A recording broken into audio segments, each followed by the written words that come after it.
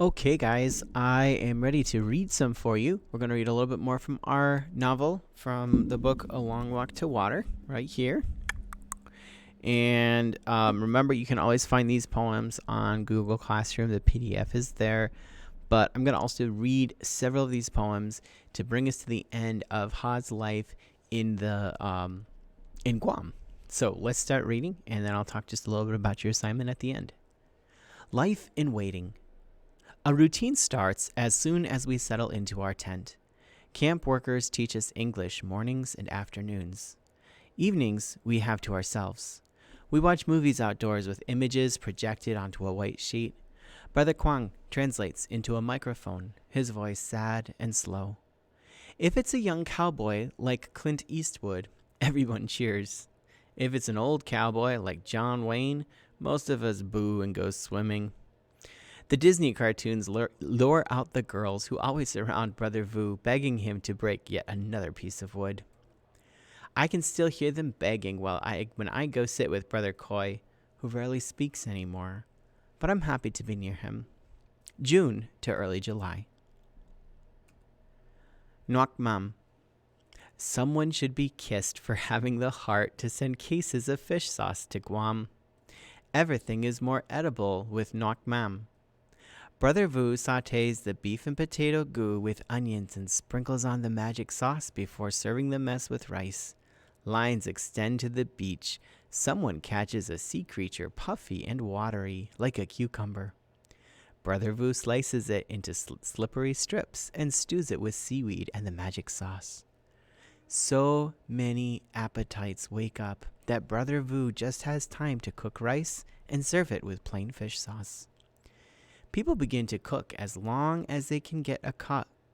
People begin to cook as long as they can get a cup of Nuoc Mam.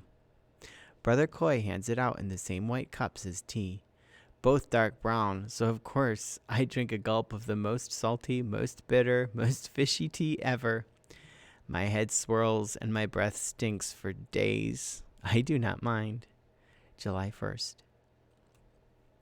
Amethyst Ring. Mother wants to sell the amethyst ring Father brought back from America, where he trained in the Navy before I was born. She wants to buy needles and thread, fabric and sandals from the camp's black market. I have never seen her without this purple rock. I can't fall asleep unless I twist the ring and count circles. Brother Kwang says, "No! What's the point of new shirts and sandals if you lose the last tangible remnant of love?" I don't understand what he said, but I agree.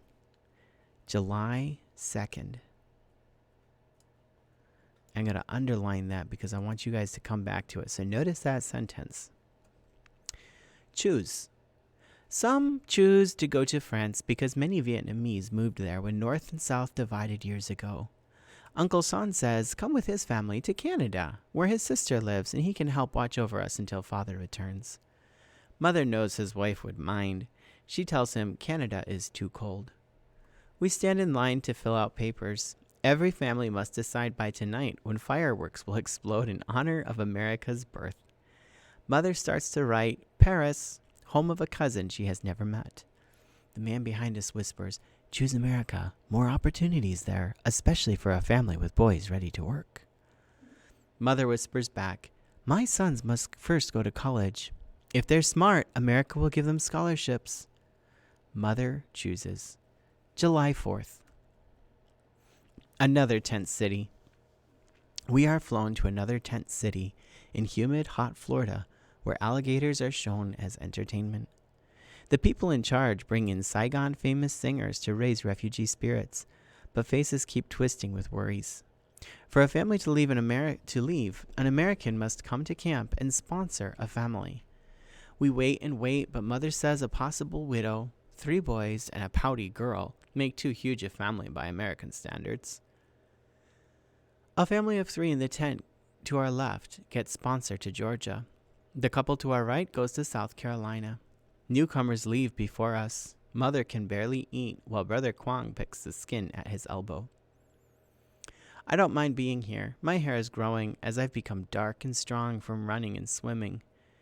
Then by chance, Mother learns sponsors prefer those whose applications say Christians.